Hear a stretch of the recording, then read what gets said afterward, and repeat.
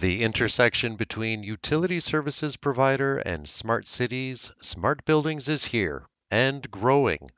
And at this intersection point, smart condos and mixed use facilities offering the perfect incubator for advanced technologies, which are both sought by today's buyers and property managers and will eventually move on to make our dumb cities smart. Welcome to the EBPowerCon presentation, Smart Buildings, the Natural Smart City IoT Accelerators, with Stephen Lupo, who leads Trilliant's Canadian operations as Managing Director. Stephen possesses more than 20 years of business experience leading both early stage and established energy management, utility services, and smart metering, smart grid businesses. And here now with me at EB PowerCon is Stephen Lupo. Stephen, welcome. Thank you very much, Anthony. Great to be here and part of this. Something to figure out, and you can help me figure this out here. So, according to the website, Trilliant was founded in 2004, and 2 years later began the rollout of 1.3 million smart meters to Hydro One. But you and I were chatting, and Trilliant's history actually goes even further back than 2004. So maybe you can sort of bring me up to speed in terms of the company's inception and what sort of transpired in the ensuing years to where we are now. Definitely, we've been in and around the Canadian marketplace for about 35 years. Our roots are in energy management and helping at that time, C&I customers with managing their peak demand, mostly in commercial and industrial buildings. And the technology roots were born out of Quebec. And I would say the application of that technology really started to get wheels here in Ontario. And so those two entities came together in and around the early 90s and ultimately became what we know today as Trillium Networks in the early 2000s. Now, we also chatted about this beforehand. EV PowerCon's goal is to shed light on trends and technology so as to empower electrical professionals, give them knowledge and insights into the markets and perhaps opportunities within. We've all heard the term smart city, and I have various notions. I'm sure everybody has various notions as to what defines a smart city. But how would you, Stephen, or you, Stephen, of Trilliant, define a smart city?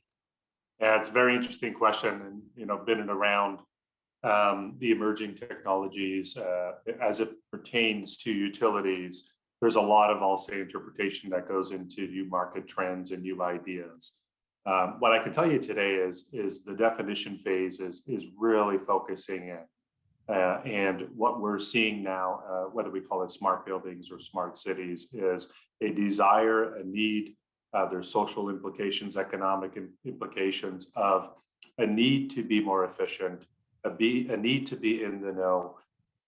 This is a follow-on of everything that's happening around us in terms of information at our fingertips, whether it be on our phones or on our computers or the way our homes are being now automated with all of this new technology. Transferring that to the building business, we'll call it, and multi-residential and commercial establishments, this is a natural evolution where people want to know. And people could be property managers, people could be construction firms, developers. They want information at their fingertips. They want to understand how is their building operating, what are the safety and or utility metrics that are key to the budgets, but also to the residents who occupy that space. Now, before we get into, because I do want to get into the condominiums and mixed-use facilities, but just sticking with the smart cities concept, as we move or transition from, well, what we would call the sort of, base dumb cities to the smart cities, can Correct. you point to some examples of things that would constitute this was now dumb, now it's smart. This was now dumb, now it's smart, and some of the benefits we derive from those things. Sure, absolutely. So I think in the utility space, it's a great example of municipal and utility services now starting to merge and come together. And so when we think about a smart city, we think about assets that are so important to citizens of a town or city. And I'll use the streetlight example as a perfect one. How was that managed in the past? We'll say not so smartly. Folks driving around in trucks at night looking to see if the assets are damaged, if they're not working, or waiting for residents like you and I to make that call to our local town to say, hey, I think there's a safety issue here. This light is not connected. Not the case today. There is mass adoption of not just the retrofit to LED lighting, that has been in place for some time and is still going. But connecting those assets has never been easier and more cost effective these days. And so commoditization of connectivity across the board allows what? It empowers those who are in charge of these critical assets to keep an eye on them, to understand what's happening with these things. And so at their base function, it gives property managers, it gives city managers, those that are responsible for key city level items like lighting or traffic or safety, to get their finger on the pulse and manage these assets better. And so that's this is something that's already has already got some steam behind it, I'll say, and we're proud to be a part of that. And we've got utilities and towns now coming to the table and exploring different options for smart city technology together. So I think as a subset of, considering different technologies, whether it be lighting or air quality or traffic monitoring systems, this is also a means to potentially bring municipalities and cities and the utilities to the table together, which is sometimes not the case. So this is a great avenue for bringing increased collaboration, I would say. So smart cities then are not just about benefiting perhaps one stakeholder, the person retrofitting the streetlights. As a society, as citizens of that smart city, we benefit because ideally those streetlights are being managed. They're replaced as soon as they go out, so safety and security are not a concern. So, thanks for helping explain that. As we move into this intersection that we describe in the abstract. So we've got the intersection between the smart city, and now we're getting into smart buildings. And here's where I want to get into one of your specialties, condos and mixed use facilities. So we're looking at this intersection point between smart buildings and smart cities, and you feel that this is the perfect business climate for advanced technologies.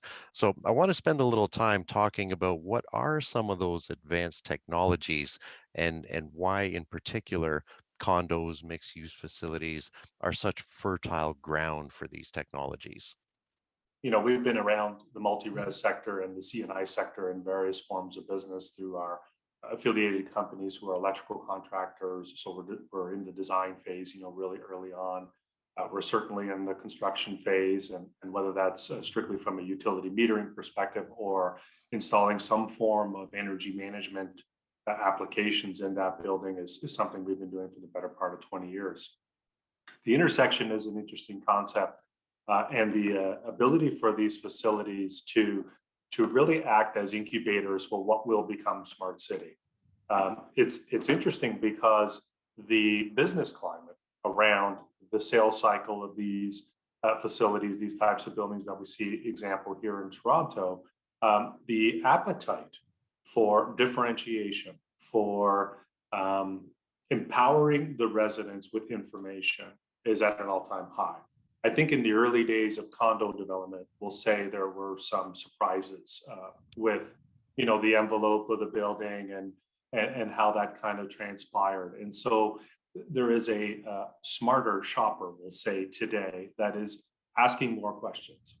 And with the climate around the real estate market coming out of a potential a mini slump, we'll call it, due to the COVID-19 pandemic, I think people are going to be more keen. I think the market is certainly already showing signs that it's going to come back in a roaring way. But I think shoppers will be asking for additional technologies that safeguard them in some way. How is this building now going to be potentially designed to keep me safer? I think that's a very obvious question with the pandemic in the background. What type of state-of-the-art connectivity solutions exist in the building so that our condo corporation and its property management companies can do their job more effectively?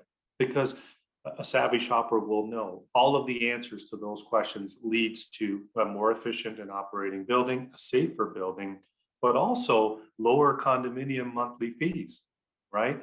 And so there's a name in the game around safety and efficiency and cost. And developers know this, and sales entities know this who run the sales centers for developers. And so this is why it is such a fertile ground where the developers understand the value and want to be promoting this as real differentiators for their developments. And at the end of the day, I think it's again, those savvy shoppers are going to be asking and looking for this, particularly on the backs of coming out of the pandemic this year. And not to say that traditional municipalities and cities might be a little slower to adopt new technologies, but that is the case. It's just a slower sales cycle, and new technologies need to be proven out over the longer term when it comes to broader adoption. And so these mini developments, particularly in the multi-res and mixed-use sector, offer the perfect, I call them accelerators, playgrounds, incubators to really develop this technology, hone it, and before you know it, you've got a mini city of CNI and commercial buildings and condos that make up a true smart city. And there's a really interesting correlation with that and what the province did with the interval metering and AMI systems that went in place some 10 to 15 years ago as well. Much of that technology was proven out in the condominium and CNI markets for the purposes of just energy management. Yet today, we all have interval meters on the side of our house that are effectively connected assets and measuring electricity. So I see it so clearly as a repeat of that pattern today. So that's the end result. The end game is you have a shopper who looks at your facility and goes, "I'm delighted. I want in." Can you point to some of the technologies that enable that intelligence, that smartness in the condo, in the mixed use facility that delivers these results of happiness? Sure, absolutely. So, as we said, we've been involved in buildings for some time, and that has traditionally involved the metering of electricity, water, and gas, and not only for billing purposes, but really reporting it in a mechanism. And it's usually an online tool to property managers for them to effectively do their jobs and manage a facility. I would say that that only gives and provides only one singular lens when it comes to that data.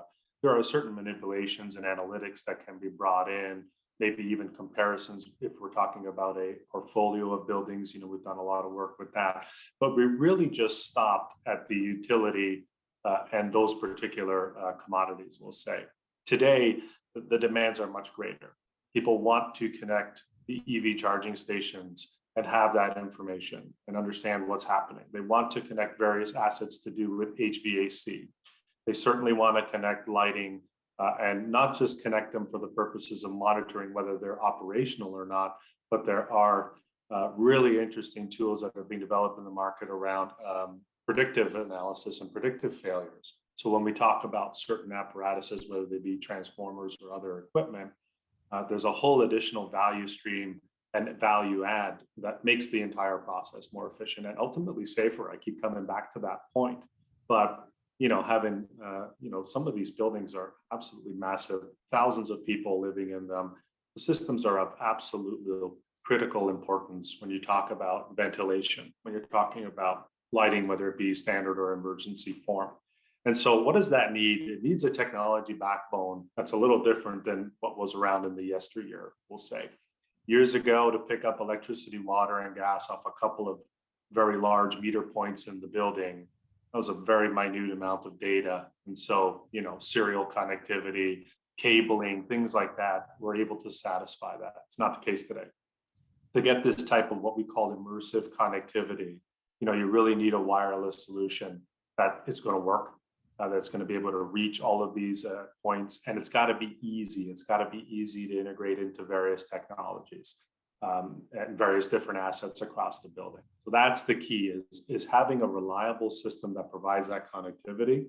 And we'll say the last mile integration piece of that. So talking to that fan motor, talking to that light controller, that is something that today is not a trivial exercise, I'll say, but what used to take 6 months to a year and really heavy engineering effort and dollars is something like 2 to 3 months at the most these days from our experience. We've done a lot of this integration worldwide. So there are standards, there are communication protocols that people understand, and this is global now, where that type of integration happens. From my perspective, it's lightning fast these days. Now, are we, is this the point when we're talking about immersive connectivity? Is this where we get into things like 5G and LoRaWANs and some of these other things that, I've heard here and there? So, lots of opinions around who will ultimately be potentially, if there will be a dominant technology. I think maybe even that concept is a thing of the past where, everyone remembers the great wars of the cassette tape versus the 8 track, or the Blu-ray versus the HD DVD. And it's odd. I mean, it's a very interesting history about who wins. I don't think that's the case today. I think there will be dominant technologies like Wi-Fi here to stay, no question about it.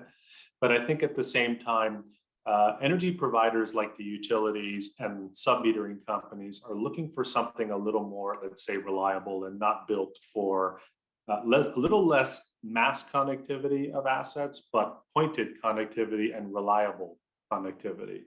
And so there are a unique suite of technologies in the low power WAN space. And you mentioned LoRa as one of them. Trilliant Secure Reach is another, Sigfox.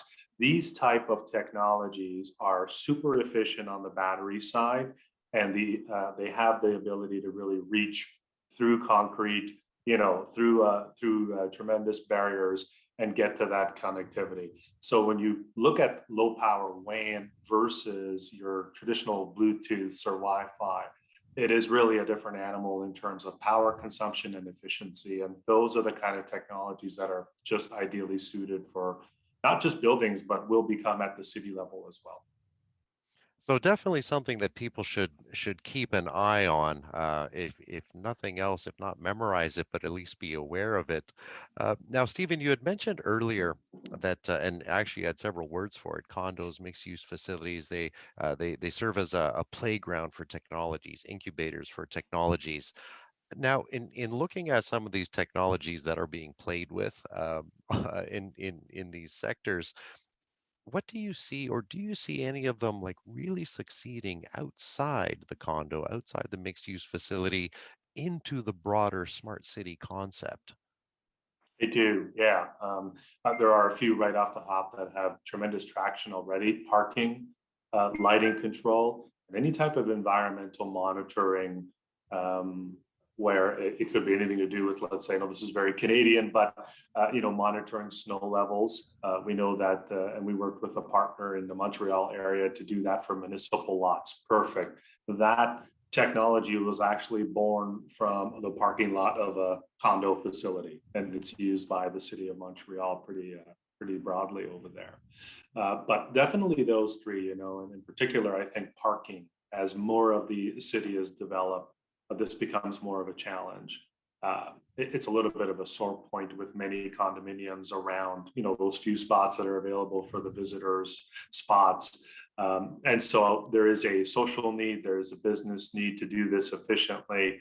And so I really do see parking coming along. And I do see lighting opportunities continuing both at the utility and broader city level, but also in buildings. So that one will, again, perfect example of the intersection. That one will naturally come together, and so integrating that technologies and making it more efficient across the board. Again, aside from just the LED retrofits, that one's a no-brainer. But bringing that connectivity of those assets is going to be critical. Lighting, especially at the streetlight level, plays very well into traffic management as well. The assets are very similar, they're close to each other, and they're related. We've seen some municipalities, particularly in the US on this example, where not only are you monitoring the street lights for power consumption, are they on or off, but the ability to tie into mobility services. If there's an accident at a certain intersection, they can signal and utilize the street lights, flash them, do things like that. So there's all those additional applications that come with the ability to connect and manage these assets centrally. There's definitely a lot there that I suppose if you stopped and think, it'd be like, yeah, that would be a perfect application. But, thankfully you're here so that I don't need to think too hard and you can tell me what these things are. So now, Stephen, sort of coming full circle from where we started, again with EB PowerCon's mandate to talk about emerging trends, things that are going on, so that the audience of electrical professionals is aware of things and perhaps smells opportunity here and there. Where do you see opportunity for those involved in electrical contracting, in maintenance, electrical engineers? How do they fit into the smart building, smart city puzzle? I would say it's definitely around education and keeping up to date with how this technology is going to be rolled out. Working with the technology community to ensure that your field techs are trained on it, that you understand how to price it, how to include that in your contracting is going to be absolutely key. We've seen these kind of disruptive moments happen in the past. You and I, Anthony, talked about structured cabling and how that came about in the IT realms, and this will be kind of similar. The sub-metering markets kind of came about that way as well, where electrical contracting firms were installing, if not the meter heads, but certainly all of the back end infrastructure. And at that time, it was mostly cabling. So, conduit work, using the right equipment and cabling and all of that to ensure that the infrastructure was set up correctly. This will be another moment like that where we're going to replace some of that, conduit and cabling with unique wireless applications that will need to be installed correctly, will need to be tuned. There's an effort here of tuning wireless networks, particularly in very complex buildings. And these are great add-on skills for the electrical contracting community to bolt on and really ensure that they're staying ahead of the curve. I like that. I like that term, tuning the wireless Tuning, networks. yeah, exactly. Excellent. Stephen, I really appreciate you taking the time and joining me at EB PowerCon to talk about some of these trends to help define the smartness behind smart cities and smart buildings. Thanks so much for joining me. Anthony, it's been a pleasure. Thank you very much for having me.